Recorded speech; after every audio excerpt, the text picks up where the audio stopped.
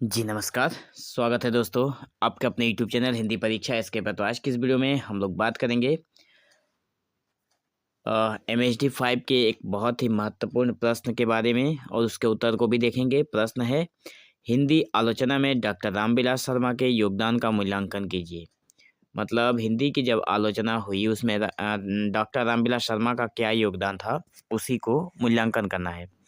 Answer में लिखेंगे, doctor Ramvilas Sharma Hindi आलोचना के एक प्रमुख स्तंभ हैं। मतलब जितने भी आलोचनाकार हुए उनमें रामविलास शर्मा एक प्रमुख स्तंभ के रूप में जाने जाते हैं, जिन्होंने हिंदी साहित्य और भाषा के विकास में गहरा योगदान दिया था। उनके आलोचनात्मक कार्यों ने हिंदी साहित्य को नई दृष्टि और दिशा प्रदान की। उनका योगदान विभिन्न स्तरों पर उल्लेखनीय है। मतलब उनका जो आलोचना करने की जो एक आलोचनात्मक जो कार्य थे, वो हिंदी साहित्य को एक नई दृष्टि की ओर और एक नई दिशा प्रदान करते हैं। जो उनका योगदान है वो निम्न रूप है। पहला नंबर है कि मार्क्सवादी दृष्टिकोण की स्थापना। डॉक्टर रामविलास शर्मा डॉक्टर रामविलास शर्मा ने हिंदी आलोचना में मार्क्सवादी विचारधारा को प्रमुखता दी। उन्होंने साहित्य को सामाजिक, ऐतिहासिक और आर्थिक संदर्भों में देखने का आग्रह किया। उन्होंने यह आग्रह भी किया कि जो हमारा साहित्य है उसको सामाजिक और ऐतिहासिक और आर्थिक इन तीनों संदर्भों में देखा जाए। उनकी दृष्टि में साहित्य समाज का जो प्रतिबिंब है, मतलब एक प्रतिबिंब है। साहित्य जो है वो समाज का दर्पण है, ये भी कहा जाता है, और इसे वर्ग संघर्ष और सामाजिक परिवर्तन के परिप्रेक्ष्य में समझा जाना चाहिए। समाज में हमारे समाज में परिवर्तन के बहुत सारे परिवर्तन हुए हैं, और परिवर्तन के साथ साथ जो वर्ग में संघर्ष हमें देखने को मिलता है, जाति वर्ग में, उनमें उनके सामाजिक जो परिवर्तन है उनके परिप्रेक्ष्य में इन्होंने कहा है समझने को। उदाहरण के तौर पर उनकी एक कृति है, उनकी लेखनी है भारत के प्राचीन भाषा परिवार, और हिंदी में उन्होंने भारतीय भाषाओं के विकास और साहित्यिक परंपराओं को वर्ग संघर्ष की दृष्टि से समझा है। ठीक है, तो दूसरा नंबर पॉइंट है भारतीय भाषाओं और साहित्य का अध्ययन।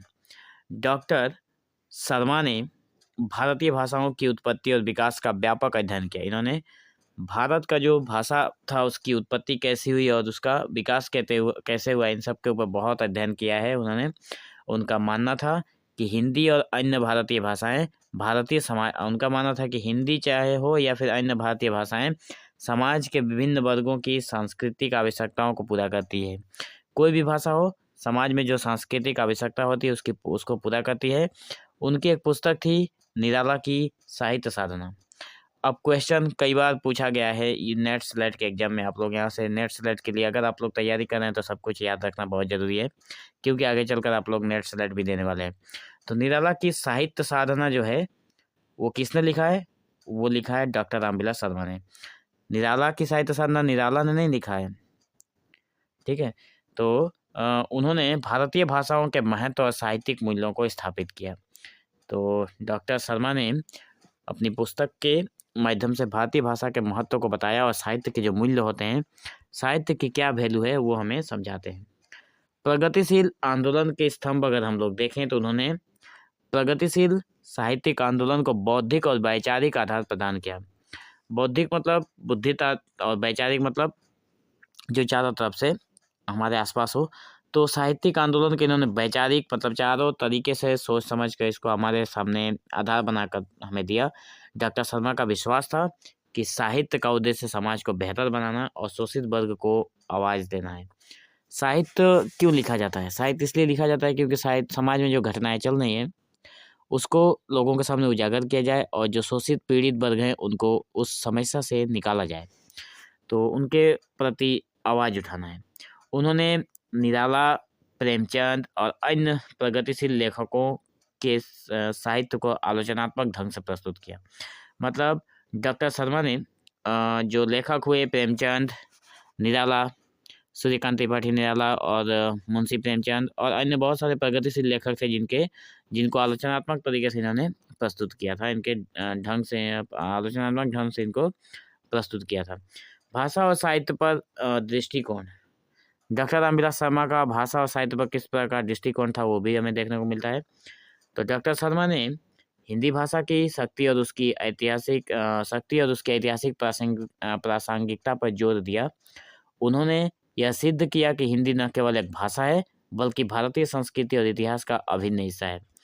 तो डॉक्टर शर्मा ने यह सिद्ध कर दिया कि हिंदी केवल एक भाषा नहीं है, बल्कि भारतीय संस्कृति जो है और इतिहास का एक अभिन्न हिस्सा है। अभिन्न मतलब एक अंग है।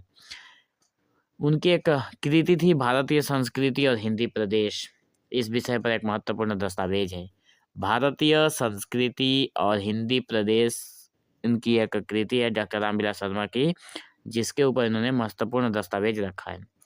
इनकी शैली और भाषा के बारे में अगर बात करें तो उनकी आलोचना शैली विद्वतापूर्ण है, विश्लेषणात्मक है और तर्कसंगत है।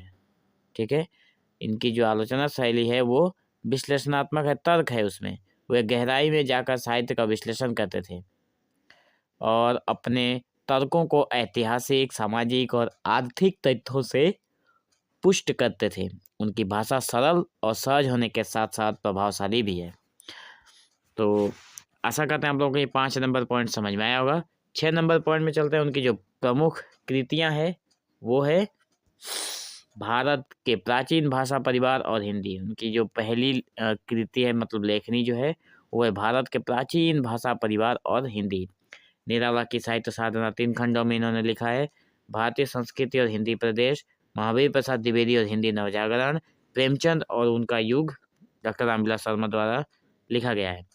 समाज और साहित्य का संबंध इन्होंने वहाँ पे दिखाया है, ये भी एक पॉइंट है।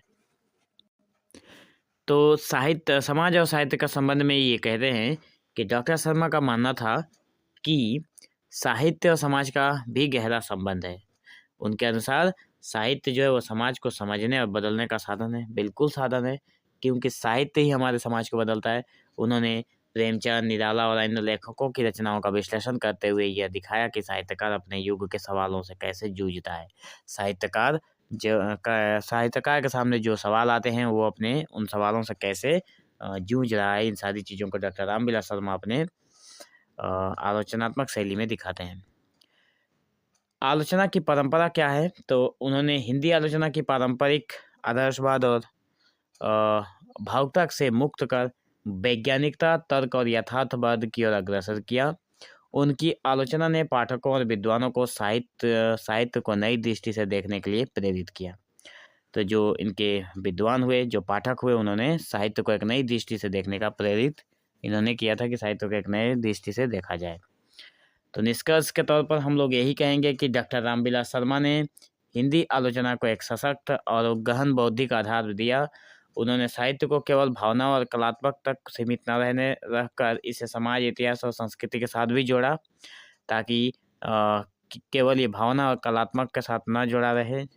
उनकी विचारधारा ने हिंदी साहित्य में आलोचना के क्षेत्र को एक नई ऊंचाइयों तक पहुंचाया। डॉक्टर रामविलास शर्मा के जो विचारधारा थे उस विचारधारा ने हिंदी साहित्य को आलोचना के क्षेत्र में एक नई ऊंचाई दी, एक नया स्थान दिया। उनके योगदान को हिंदी आलोचना के क्षेत्र में मील का पत्थर माना जाता है। ठीक है, तो हम आशा करते हैं कि आप लोगों को ये भी वीडियो पसंद आई होगी। बाकी वीडियो की तरह आप लोग इस वीडियो को भी अपना प्यार जरूर देंगे और चैनल को सपोर्ट जरूर करेंगे, ताकि आप लोगों के जो एग्ज़ाम हैं उसके अकॉर्डिंग हम लोग क्वेश्चन आंसर प्रिपेयर कर पाएँ। और आप लोगों के एक लाइक से मोटिवेशन बनता है, बहुत मोटिवेशन मिलता है एक सब्सक्राइब से, एक मोटिवेशन से। तो चैनल को सब्सक्राइब जरूर कर दीजिए, अगर आप करना चाहें तो ज़रूर करें। और अगर आपको PDF चाहिए तो आप थोड़ा वेट कीजिए, फिर टेलीग्राम में सारा का सारा लिंक आप लोगों को एक साथ मिलेगा। वीडियो के डिस्क्रिप्शन में लिंक मिलेगा टेलीग्राम का, आप जाकर वहां से ज्वाइन कर सकते हैं। अगर आपको 1-2 वीडियो में ना मिले तो आप लोग इससे पहले वाले वीडियो को आप लोग सर्च करके उससे टेलीग्राम का लिंक ले सकते हैं। तो वीडियो में अंत तक बने रहने के लिए आप लोगों का बहुत बहुत धन्यवाद।